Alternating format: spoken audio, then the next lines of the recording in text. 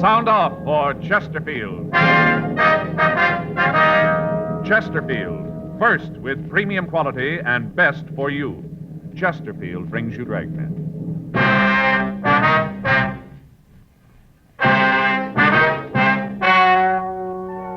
Ladies and gentlemen, the story you are about to hear is true. The names have been changed to protect the innocent.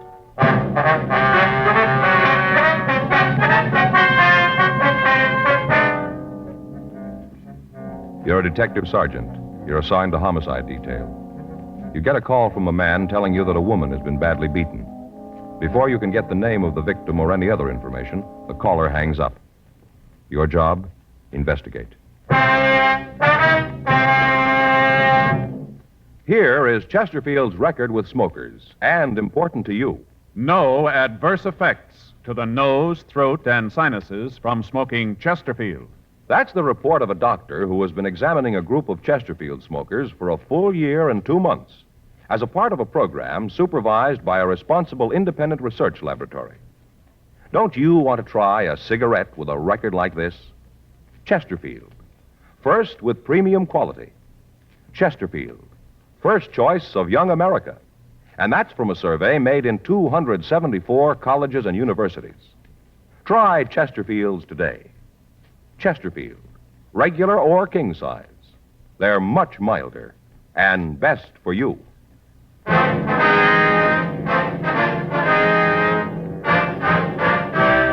Dragnet, the documented drama of an actual crime. For the next 30 minutes, in cooperation with the Los Angeles Police Department, you will travel step by step on the side of the law through an actual case transcribed from official police files. From beginning to end, from crime to punishment, Dragnet is the story of your police force in action. It was Friday, June 10th. It was hot in Los Angeles. We were working the night watch out of homicide detail. My partner's Frank Smith. The boss is Captain Lorman. My name's Friday. I was on my way back from the main jail, and it was 8:10 p.m. when I got to room 42. Homicide. Frank? Yeah. Wait a minute, I want to talk to you. I'm not going anyplace. Oh. Well, I talked to Evans. I couldn't get any more out of him. The arraignment's still set for the 14th, isn't it? Yeah, that's right. Hey, can't you settle down for a minute and stop that pacing up and down? What's the matter? Something on your mind? On my leg. Oh, something wrong with it? Not a thing. Just walking. Well, I wish you could manage to stand still for a minute. I'm getting a little bilious following you around the room. You know how far it is from here to the business office? What do you mean? How far? Oh, it's just across the hall. Is that what you mean? 25 feet? No, you're wrong. It's 1/210th of a mile. Well, that's good to know. It's 1/6 of a mile to the crime lab, including the stairs. 1/8 of a mile to Sal's Cafe. 4 trips to R&I equals 1/4 of a mile. Never knew that, did you? No. Our grand total tonight so far is over 6 miles, and we're only half through. What do you think of that, Joe? Well, what's it all prove? Well, this is a walking job we got. Well, everybody knows that, don't they? Yeah, but I'm the only one in the department who knows exactly how far we walk. That's fine. Any calls come in while I was out? No. Like to know how I do it? What's that? It's done with a pedometer. Measures miles. Just fastens on your leg, see? At the end of the day, you know exactly how far you walk. Yeah. Gonna measure everything, Joe. Keep track. Gonna know exactly how far everything is. What for?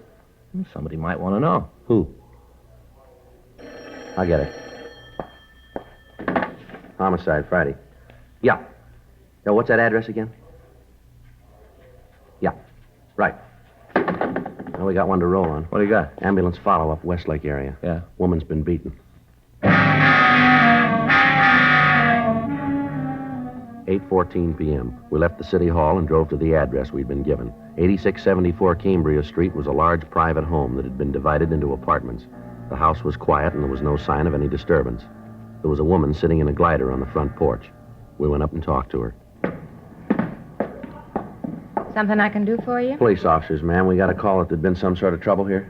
What kind of trouble? A woman had been beaten. Is that right? It must be some kind of joke. Nothing like that here. You sure you got the right address? It's the one we were given, ma'am. You got an apartment 104. Yeah, the last one back on the left. Rockmans live there, Mr. and Mrs. We'd like to see the apartment. Go ahead.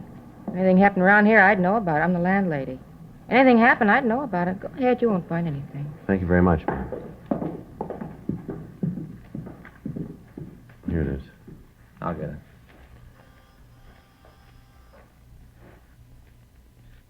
Better try the door, huh? Yeah.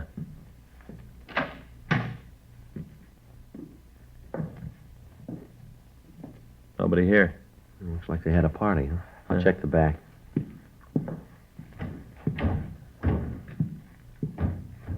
No? No one out there. Coffee on the table's cold. You find anything? Where's that door go, ma'am? Bedroom. Joe, this girl on the bed. No. Yeah, really worked her over, huh? How about it? See if I can find her pulse here. Yeah, she's still alive. What is it? Something happened to Hazel? Joe? It's pretty bad. Both eyes black, bleeding. Is this Mrs. Rockman here? Yeah, it's Hazel. What's wrong? Where's her husband? I don't know. When'd you see him last? Well, about 5 minutes ago. Where was that? On the front porch. He just walked out.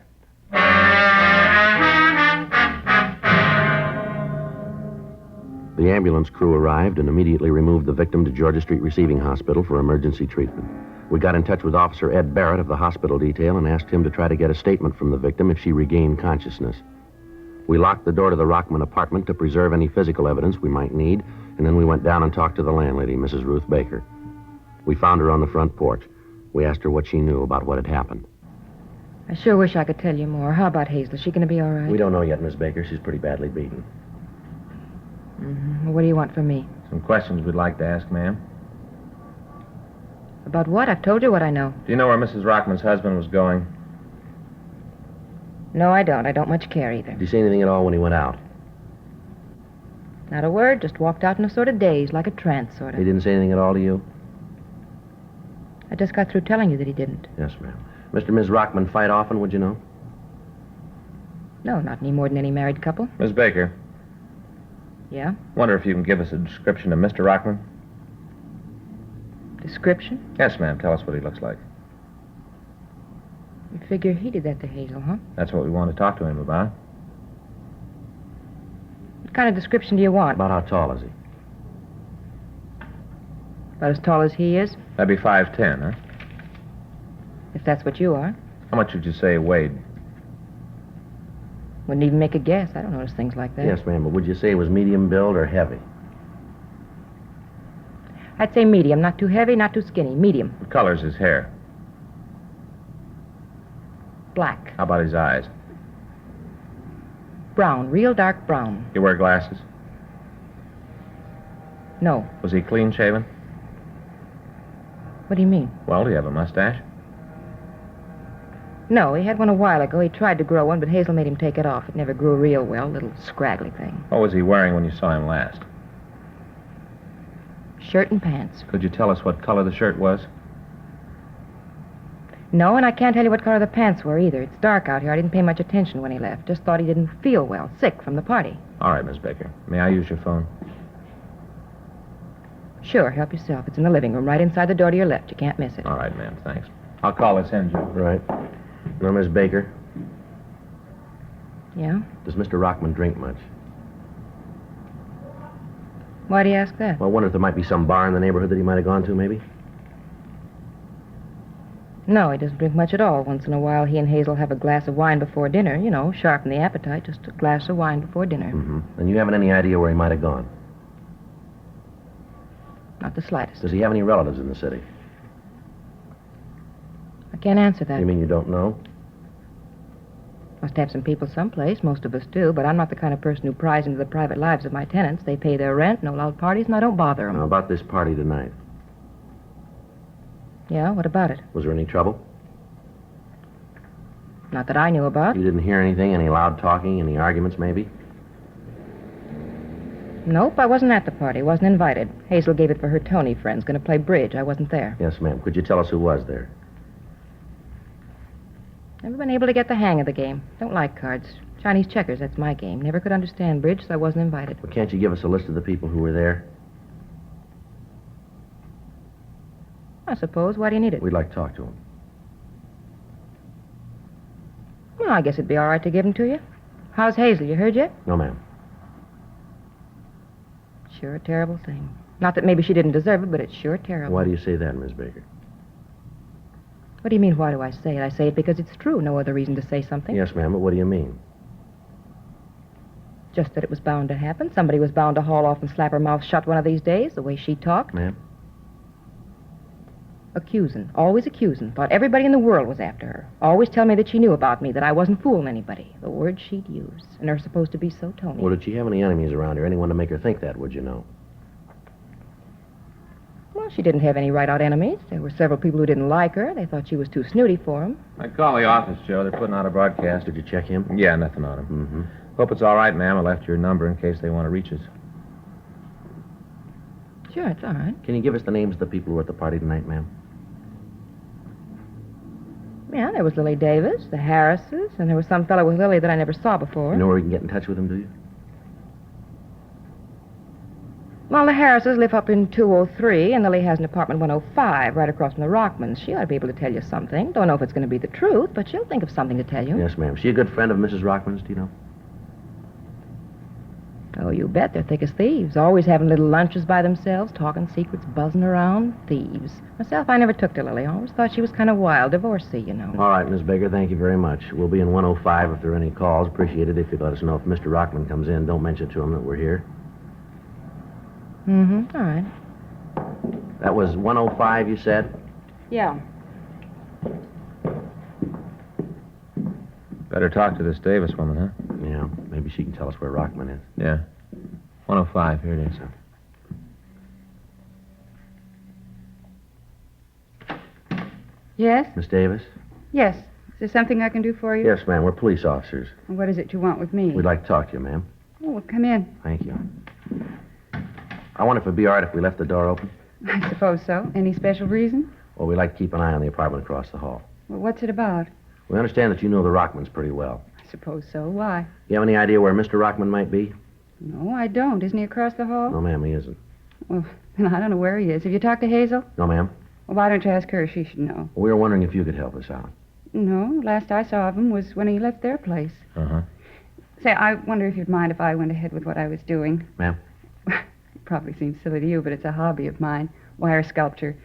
Silly, but it gives me a chance to relax. Yes, ma'am. Will you go right ahead? I don't think I got your names. Well, my name's Friday. This is my partner, Frank Smith. How do you do, Mr. How do you do, Smith, ma'am? Mr. Friday?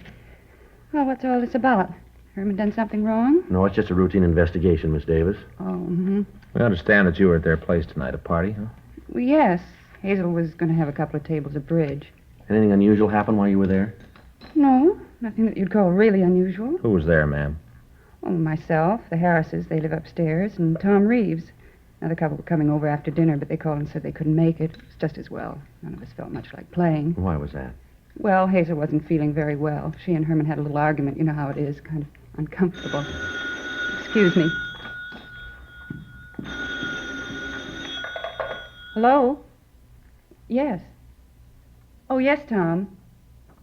No. Well, you've got to understand she wasn't feeling too well. Mm-hmm.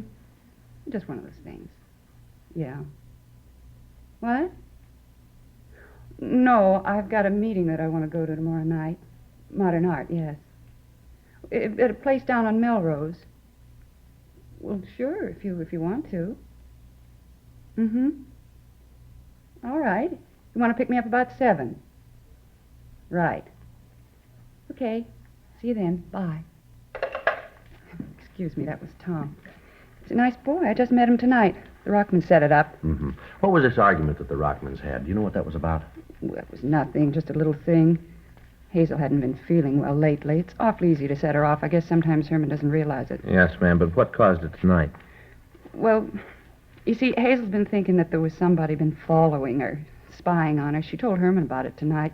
That made him a little angry. And, well, then at dinner we just sat down. Mrs. Harris said that she'd seen a picture of the dress that Hazel had on in the morning paper. Well, Hazel didn't understand. I guess she thought that Mrs. Harris was being nasty about it. And she got up and left the table, went into the bedroom. Yes, ma'am.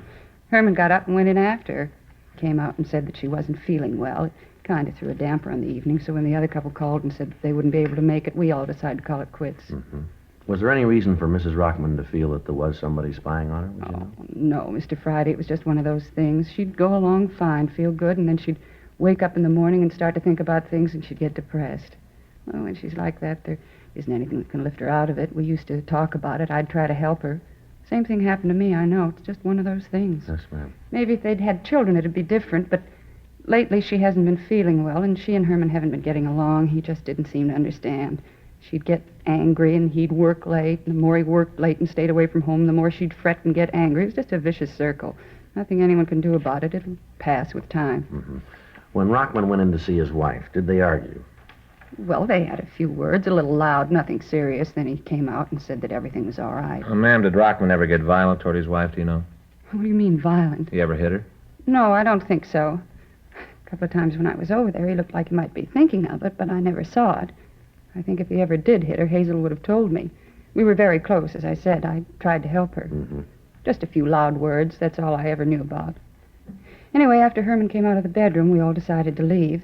This fella, Tom, he wanted to go on, out someplace, but I was a little tired, and I'd just met him tonight, so I begged off and came home. Yes, ma'am. Can't you tell me what this is all about?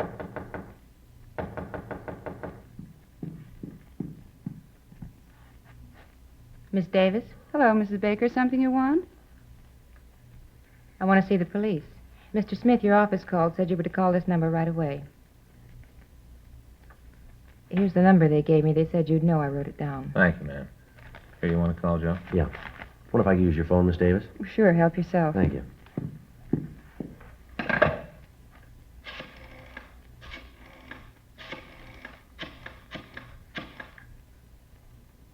Isn't this the most awful thing you've heard in all your life? What? Well, about Herman, what he did. Terrible. They ought to send him away for a long time, a good long Dr. time. Hall, please. What are you talking about? All the ambulances, the police, never had a thing like this happen before. All the excitement and what Herman did, just terrible. That's all terrible. Miss Baker, would you wait just a minute, please? Well, somebody tell me what this is all Hello, about. Doc Hall. This is Joe Friday. Yeah. Yeah, we're here now. She is. You're sure about that, are you? Yeah, well. Okay, Doc. Right. No, we'll call him right out. Yes, it does. Right. Bye. Georgia Street. Yeah? Ms. Rockman died. There's something else. What? She wasn't beaten. She was shot to death.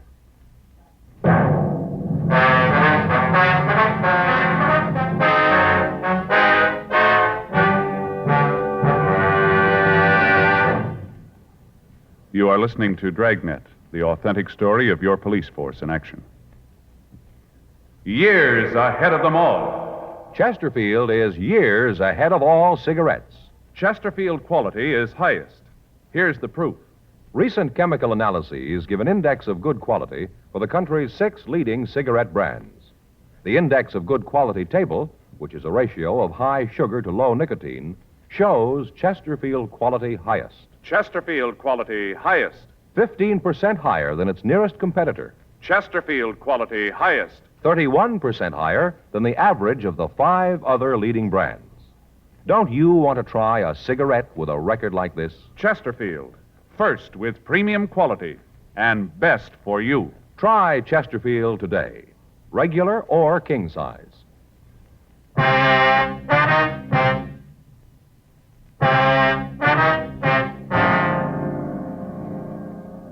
9:10 p.m.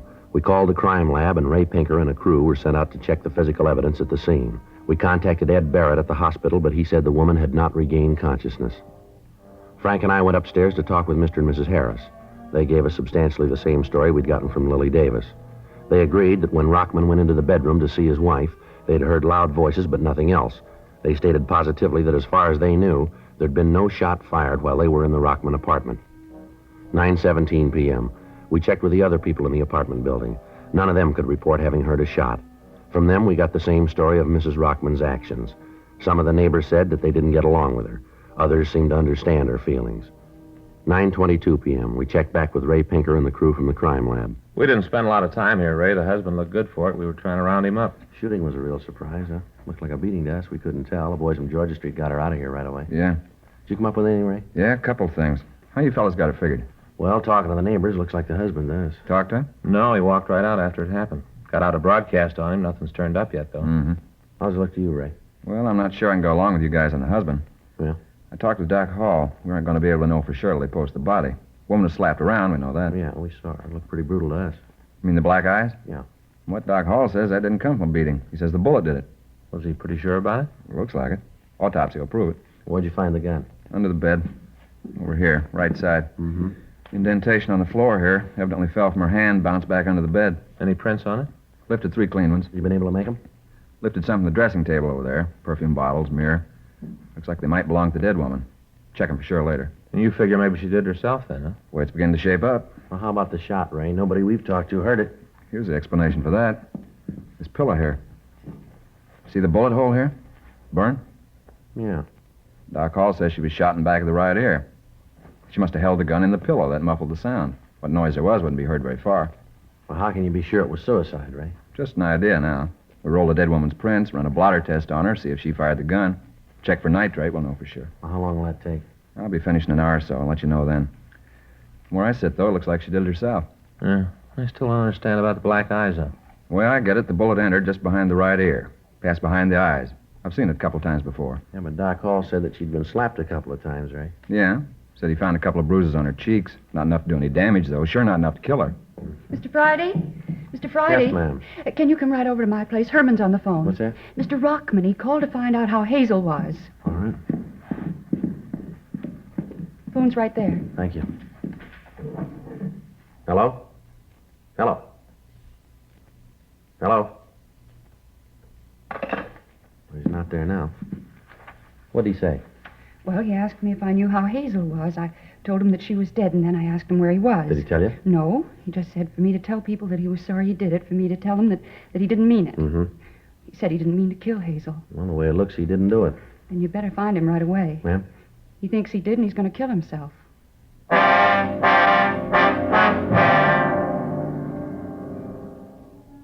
We talked to the landlady, Ruth Baker, but she was unable to tell us where Herman Rockman was employed. Lily Davis told us that he was a car salesman employed at a lot in the south end of town.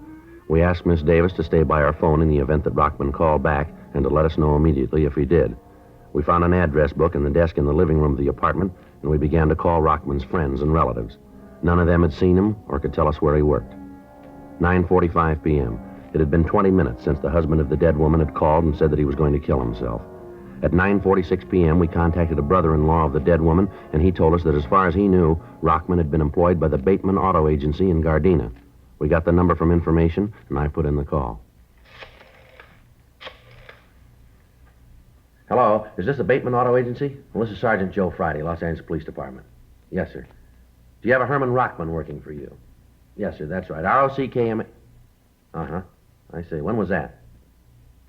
Yeah. You any idea where he's working now? Uh-huh. Yes, sir, I understand. Yeah, well, have you got the number? Fine, yeah. Would you know if they're open this time of night? I see. Okay, all right, sure, I'll hold on.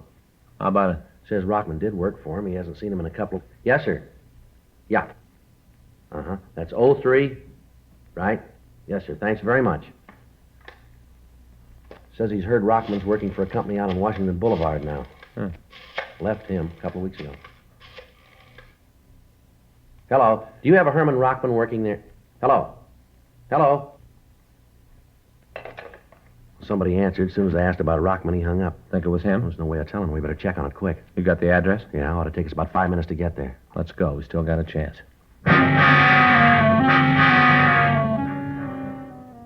9:50 p.m. We left the apartment and we drove out Westlake Avenue and turned down to Washington Boulevard. We traveled code 3, but because of the possibility of alarming Rockman, we turned off the sirens 6 blocks from the address of the used car lot.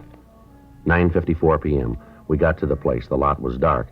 At the rear, in back of a line of cars, we could see a small shack. I hope he's here. Yeah. There's no lights on. The door's locked. Let's try the side. There's a window around there. Right. Can you see anything? No, the window's dirty. Got your flashlight? Yeah, here you go. Give me it. How about it? He's in there. Looks like he's out. Come on. Let's hit it. Right.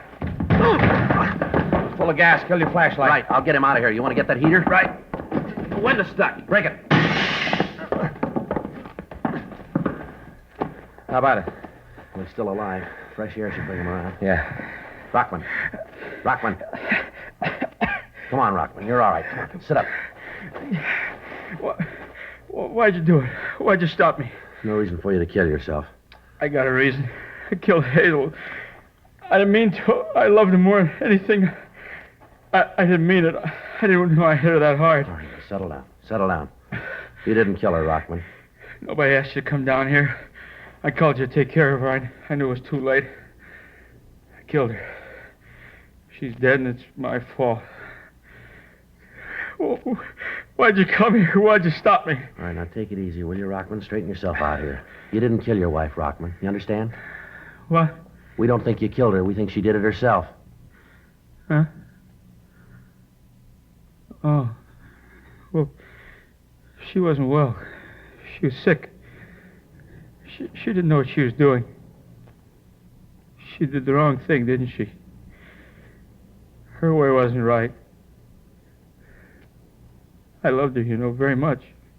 Yes, sir, we understand. Doesn't really make any difference you stop me. No difference. Sir? Doesn't make any difference that you stop me. I loved her. Made no difference at all. How's that? I died with her.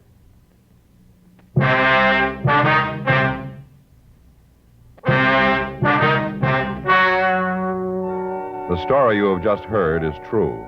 The names were changed to protect the innocent. On June 15th, an inquest was held in the coroner's office in and for the county of Los Angeles. In a moment, the results of that inquest. Now, here is our star, Jack Webb. Thank you, George Fenneman. Friends, next Sunday, June 21st, is Father's Day. Your neighborhood dealer has the special Chesterfield Father's Day carton on sale right now. So remember the guy who never forgets you. Don't give him just any cigarette. Give him premium quality Chesterfields, regular or king size. They're best for him.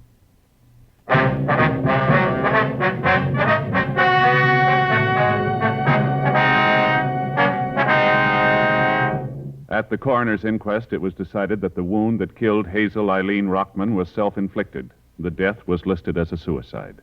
Her husband, Herman George Rockman, was not held.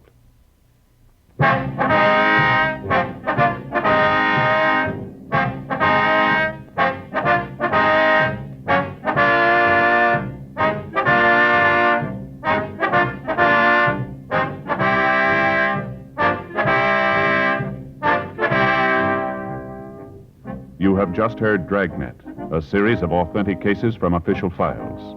Technical advice comes from the Office of Chief of Police W.H. Parker, Los Angeles Police Department. Technical advisors Captain Jack Donahoe, Sergeant Marty Wynn, Sergeant Vance Brasher. Heard tonight were Ben Alexander, June Whitley, Lillian Byatt. Script by John Robinson, Ben Alexander. Music by Walter Schumann. Hal Gibney speaking. For a million laughs, tune in Chesterfield's Martin and Lewis show, Tuesday on this same NBC station. And sound off for Chesterfields. Either regular or king size, you'll find premium quality Chesterfields much milder. Chesterfield is best for you. Chesterfield has brought you Dragnet, transcribed from Los Angeles. Have you tried new cork-tipped Fatima? It's the smooth smoke. Here's why. New Fatima tips of perfect cork, king size for longer filtering, and Fatima quality for a much better flavor and aroma. Remember, Fatima has the tip for your lips. Try new Fatima. See how smooth it is. Fatima is made by the makers of Chesterfield, Liggett and Myers, one of tobacco's most respected names.